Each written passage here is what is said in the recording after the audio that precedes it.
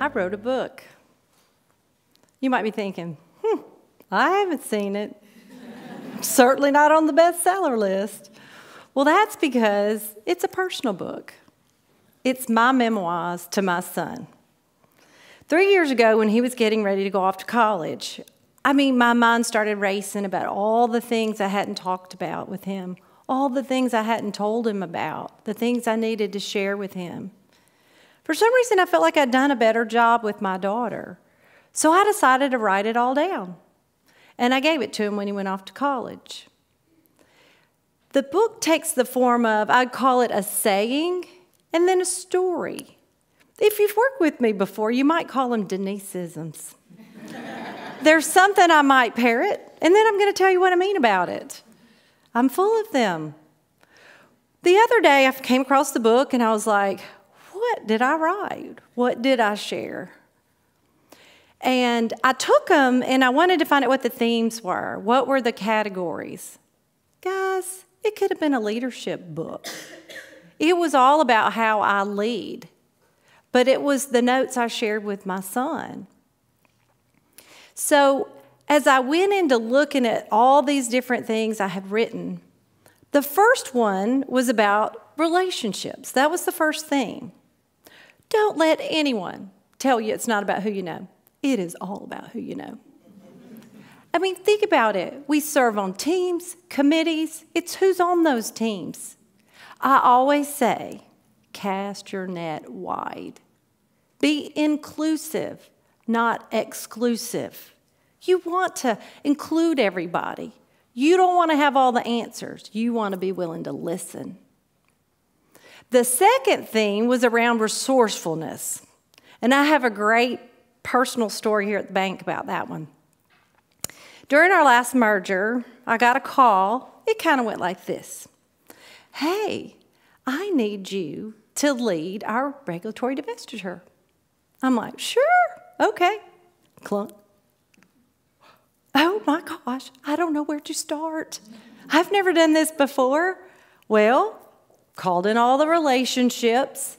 And the saying I used for my son on that one was, you grow the most when you're the most uncomfortable. Do not shy away from an opportunity that you don't know how to do. It's not about that. It's about being willing to try. The third one was around, I call it rah-rah. Might be a little throwback to my cheerleader days, but be the positive force. When you go in a room or in a meeting, be the one people want to be high-fiving, not desk diving. You want to be the one that somebody says, come sit by me. Help me, because you're solutions-oriented. You're the one who can be the helper. Now, the one I probably spent the most time on, and I really believe it's probably one of the most important characteristics we have to have in every stage of life. Every day, everything we do, and it's about resilience. It is not about preventing the fall. It's about our ability, when we fall, to dust ourselves off and get back up. My son, when he was born, he was the most athletic little guy you can imagine, and his first word was ball. He played Little League, he did football. Even when he would score, do a round-off back handspring in the end zone. It was just the joke. And so he was so athletic. Well, at age 8.5, he started to limp.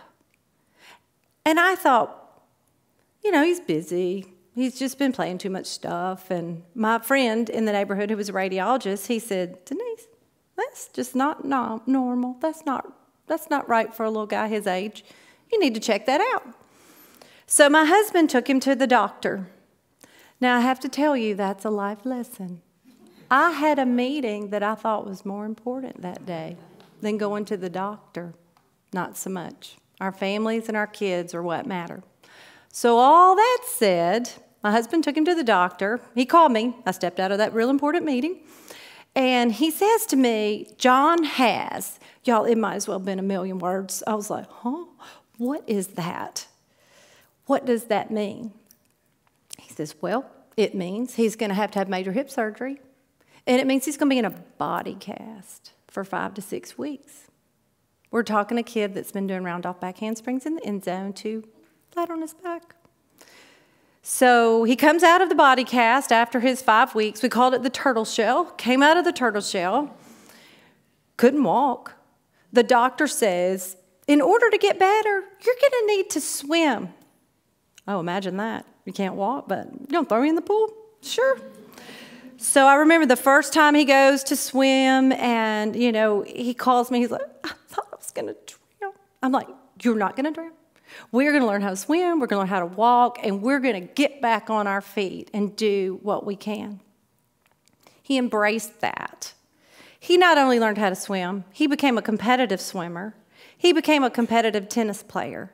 And today he can do whatever he wants to because he focused on moving forward, accepting his situation, and bouncing back.